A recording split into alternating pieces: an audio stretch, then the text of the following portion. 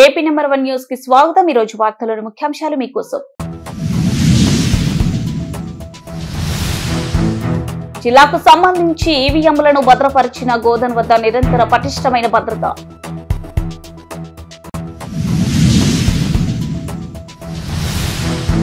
దసరా శరన్నవరాత్రి పూజలు 4వ రోజు కాచాయని దేవి అలంకరణలో భక్తులకు దర్శనం ఇచ్చిన అమ్మవారు।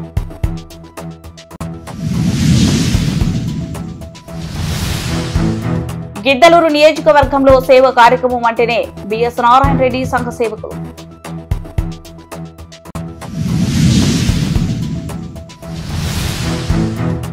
పద్దెనిమిదేళ్లు నిండిన ప్రతి మహిళకి నెలకి 15,000 చొప్పున ఆడబిడ్డ నిధి పథకం।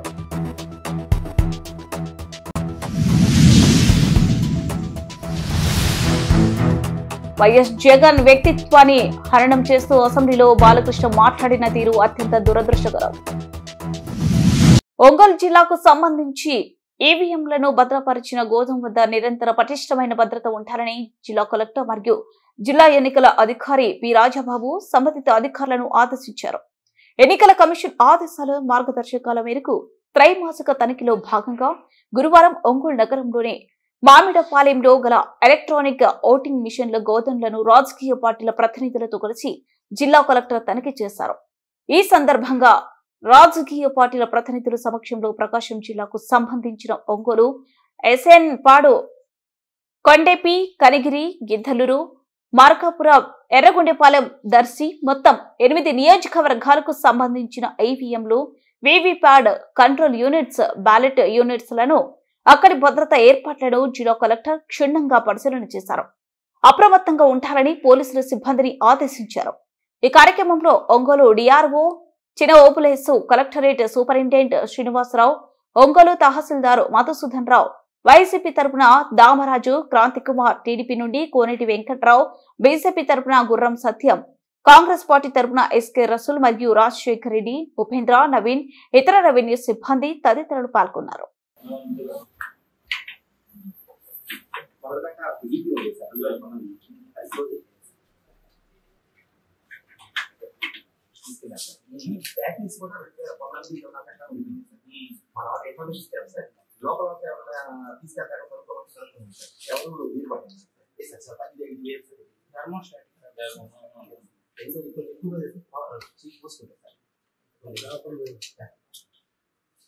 అప్పుడు కూడా ఇక్కడ చదువు మిషన్ చూసాను సార్ ఇవన్నీ కనిగిరి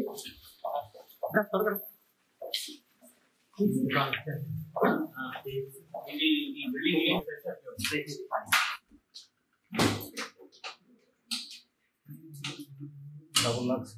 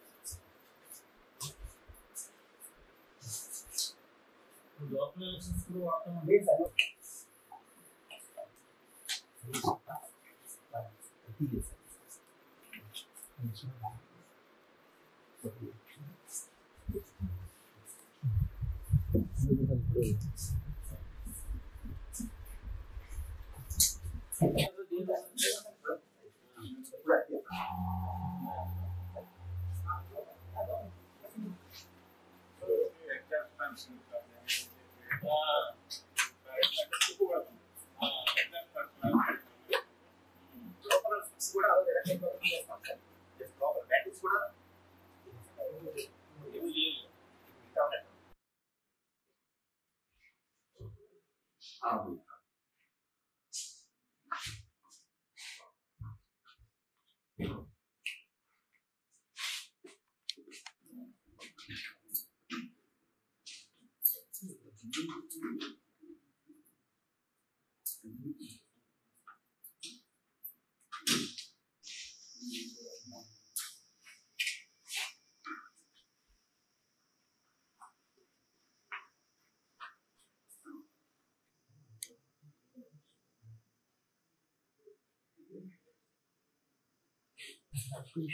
మీకు అందరూ లేవు అట్లా కొంచెం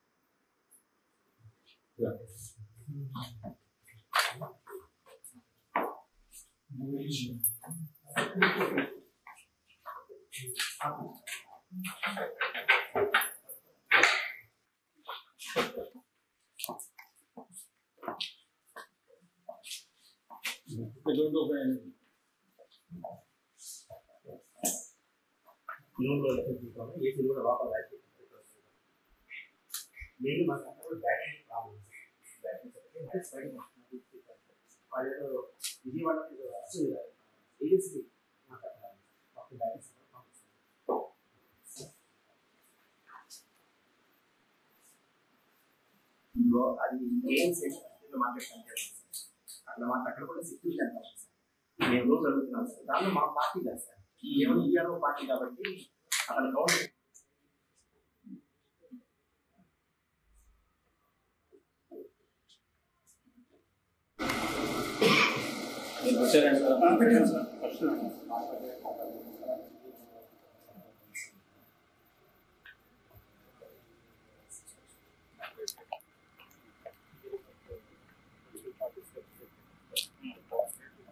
దసరా శరన్నవరాత్రుల ప్రకాశం జిల్లా రాచర్ల మండల కేంద్రంలోని స్థానిక శ్రీ పట్టాభి రామస్వామి ఆలయంలో ఆలయ చైర్మన్, వైస్ చైర్మన్, ఆలయ కమిటీ సభ్యులు, గ్రామ పెద్దలు ఆధ్వర్యంలో ఆలయ అర్చకులు కట్ట సతీష్ శాస్త్రి 4వ రోజు అమ్మవారి అలంకరణ కాత్యాయని దేవి అమ్మవారికి ప్రత్యేక పూజలు నిర్వహించారు.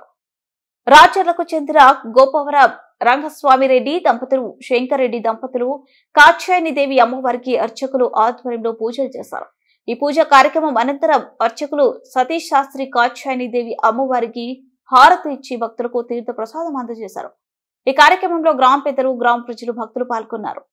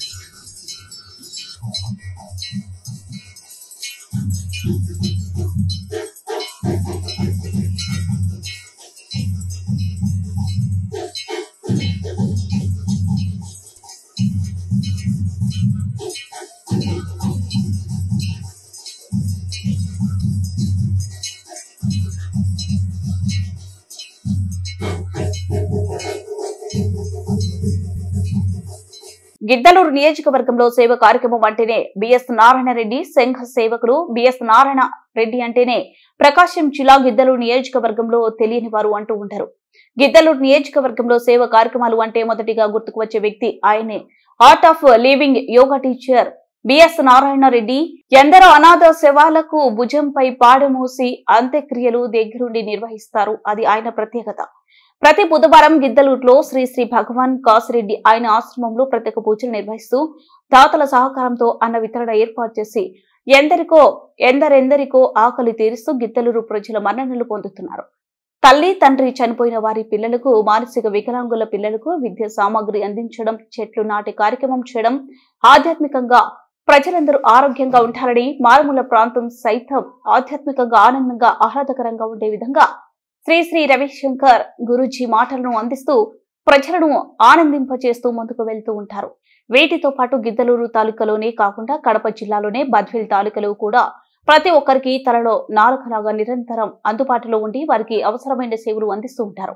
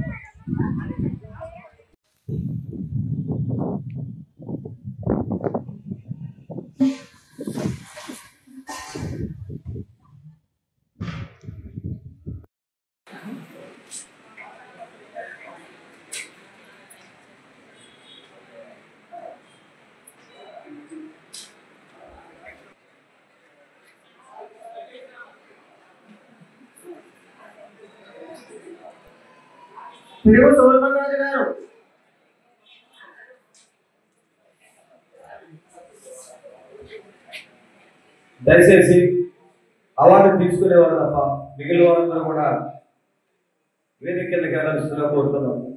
Please sir. నమస్తే. టీచర్ అండ్ ప్రథమ స్వాతంత్ర సందేహాలు అయ్యాలవాడ నరసింహారెడ్డి ఫౌండేషన్. ఈరోజు జాతీయ సేవ అవార్డు జరిగింది. అవార్డు అందించినందుకు అలాంటి ప్రసాద్ గారికి కూడా మనం చేసినటువంటి సేవా కార్యక్రమాలు ఈరోజు మన ఊరికి వచ్చి చూసినా కూడా అడుగడుగునా కనపడే ఉన్నాయి. కాబట్టి అటువంటిది వాళ్ళు ఎక్కడో ఉండి గుర్తించి ఈ అవార్డు అనేది చాలా ఆనందంగా ఉంది. ఈ అవార్డు వల్ల ఇంకా మనకు అవకాశం కూడా ఉంది. ఈరోజు మళ్ళీ మాట్లాడుతూ కూడా అన్నా మీరు చేసేటువంటి విద్యా సామాన్లు అలాగే చుట్టూ నాటడం ఇవన్నీ కూడా మనం ఉన్న లేకపోతే తిరిగి మనకు నిలబడేటువంటి కార్యక్రమాలు చేస్తున్నారు. ఇది చాలా సంతోషంగా వాళ్ళకి ధన్యవాదాలు. జై హింద్, జై భారత్. 18 ఏళ్లు నిండిన ప్రతి మహిళకి నెలకి 1500 చొప్పున ఆడబిడ్డ నిధి పథకం కింద ఇస్తానని చంద్రబాబు హామీ ఇచ్చారు. సూపర్ 6 లో భాగంగా ఇచ్చిన ఈ హామీని ఇప్పటి వరకు కూటమి ప్రభుత్వం నెరవేర్చలేదు. సూపర్ 6 లో కీలకమైన ఈ హామీని నెరవేర్చకపోవడంతో సూపర్ 6 కాస్త సూపర్ ఫ్లాప్ అయింది. కనీసం ఇప్పటికైనా ఆడబిడ్డ నిధి పథకం అమలు చేయాలని రాష్ట్ర ప్రజల తరపున డిమాండ్ చేస్తున్నాం. రాజగోళ రమేష్ యాదవ్, వైఎస్ఆర్సీపీ ఎమ్మెల్సీ. నిన్నటి షార్ట్ డిస్కషన్ సూపర్ 6 దాంట్లో అధ్యక్ష మరో ప్రధానమైన హామీ ఆడబిడ్డ నిధి అధ్యక్ష. ధరలు పెరిగాయి, ఖర్చులు పెరిగాయి, ఇండ్లు భారమైంది. ప్రతి ఆడబిడ్డకు 1500 ఇస్తామనేసి కూటమి ప్రభుత్వం ఈ సూపర్ 6 లో పెట్టింది అధ్యక్ష. కానీ 13/3/2025 ఈ కౌన్సిల్ సాక్షిగా ఇంకా ఇంప్లిమెంట్ చేయలేదని కూడా చెప్పారు అధ్యక్ష. కాబట్టి వాళ్ళు చెప్పిన సూపర్ 6 హామీలన్నీ చాలా వరకు మొదలు కాలేదు, కొన్ని అరాతురకగా నడుస్తున్నాయి. సూపర్ 6 సూపర్ ఫ్లాప్ గా రాష్ట్ర ప్రజలందరూ అనుకున్నారు కాబట్టి మీరు సూపర్ 6 ని ఇంప్లిమెంట్ చేయాలనేసి మరొకసారి రాష్ట్ర ప్రజల తరఫున తమ ద్వారా కుటుంబ ప్రభుత్వానికి తెలియజేస్తున్నారు అధ్యక్ష. ఈ అవకాశం ఇచ్చినందుకు మరొకసారి మీకు ధన్యవాదాలు అధ్యక్ష. వైఎస్ జగన్ వ్యక్తిత్వాన్ని హననం చేస్తూ అసెంబ్లీలో బాలకృష్ణ మాట్లాడిన తీరు అత్యంత దురదృష్టకరం. హిందూపురం ఎమ్మెల్యేగా ఉన్న బాలకృష్ణ కనీసం ఒక్క రోజైనా ఆ నియోజకవర్గంలోనే సమస్యల గురించి మాట్లాడారా? ఆ రోజు బాలకృష్ణ ఇంట్లో కాల్పులు జరిగినప్పుడు వైఎస్ఆర్ రాజకీయంగా ఆలోచించి ఉంటే ఈ రోజు అతను జేబులో చేతులు పెట్టుకుని మాట్లాడే అవకాశం ఉండేదా? పుష్ప శ్రీవాణి, మాజీ డిప్యూటీ సీఎం. చంద్రబాబు నాయుడు గారి బావమరిది అయినటువంటి బాలకృష్ణ గారు జగన్మోహన్ రెడ్డి గారిని ఉద్దేశించి జగన్మోహన్ రెడ్డి గారి వ్యక్తిత్వాన్ని హననం చేస్తూ హేళన చేస్తూ మాట్లాడినటువంటి తీరుని తీవ్రంగా ఖండిస్తున్నాము.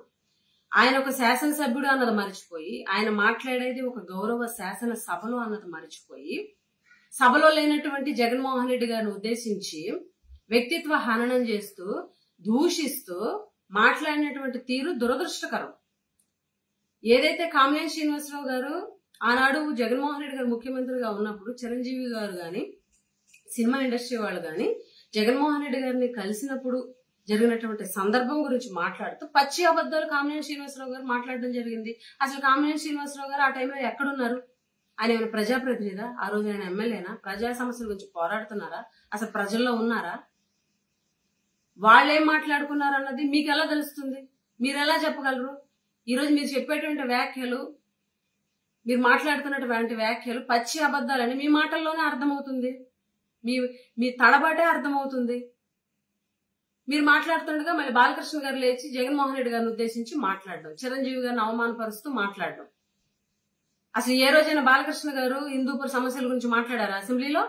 ఏ రోజైనా ఆ జిల్లాలో ఉన్నటువంటి సమస్యల గురించి మాట్లాడారా? ప్రజా సమస్యల గురించి మాట్లాడారా?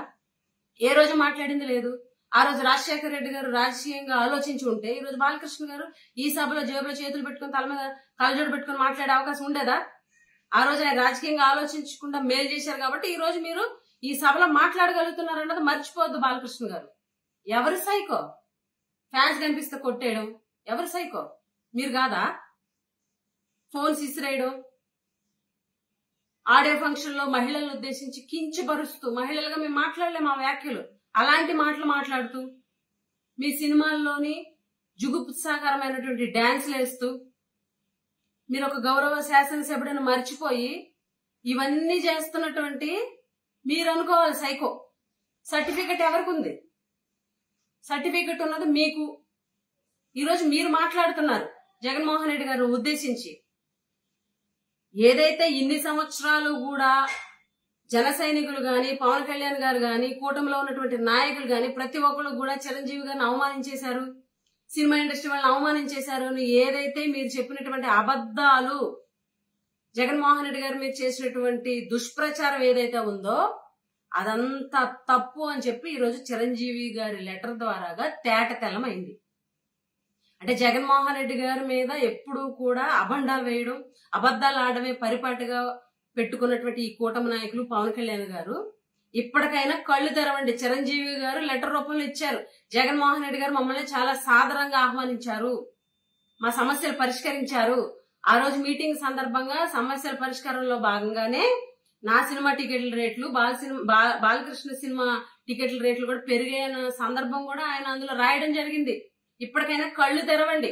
శాసనసభ అనేది ప్రజా సమస్యల పరిష్కార వేదికగా ఉండాలా, అంతేగాని సభలో లేనటువంటి వ్యక్తుల వ్యక్తిత్వాన్ని హననం చేస్తూ దూషిస్తూ హేళనగా మాట్లాడడానికి కాదు మీరు శాసనసభలో ఉన్నది. ఇప్పటికైనా ఆ శాసనసభని ప్రజా సమస్యల పరిష్కార వేదికగా మార్చండి. అంతేగాని జగన్మోహన్ రెడ్డి గారిని రోజు తిట్టడం 2014 నుంచి 2019 వరకు చేసింది అదే, ఇప్పుడు చేస్తున్నది అదే. జగన్మోహన్ రెడ్డి గారు జపం చేయడం తప్ప మీకు ఏమీ చేత కాదు. ఇప్పటికైనా ప్రజా సమస్యల మీద దృష్టి పెట్టండి. మేము ఒకటే డిమాండ్ చేస్తున్నాం, బాలకృష్ణ గారు జగన్మోహన్ రెడ్డి గారికి క్షమాపణ చెప్పాలా. ఎందుకనంటే ఇంత దారుణంగా వ్యక్తిత్వ హననం చేస్తూ మాట్లాడడం పద్ధతి కాదు. వార్తలు ముగించే ముందు ముఖ్యాంశాలు మరోసారి. జిల్లాకు సంబంధించి ఈవీఎంలను భద్రపరిచిన గోదాన్ వద్ద నిరంతర పటిష్టమైన భద్రత.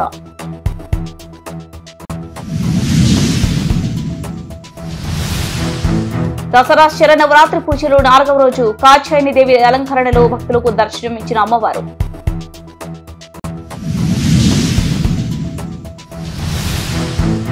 గిద్దలూరు నియోజకవర్గంలో సేవ కార్యక్రమం అంటేనే బిఎస్ నారాయణ రెడ్డి సంఘ సేవకులు.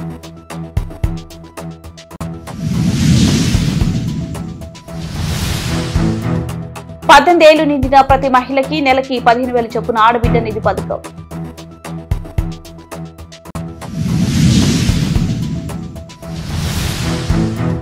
వైఎస్ జగన్ వ్యక్తిత్వాన్ని హననం చేస్తూ అసెంబ్లీలో బాలకృష్ణ మాట్లాడిన తీరు అత్యంత దురదృష్టకరం.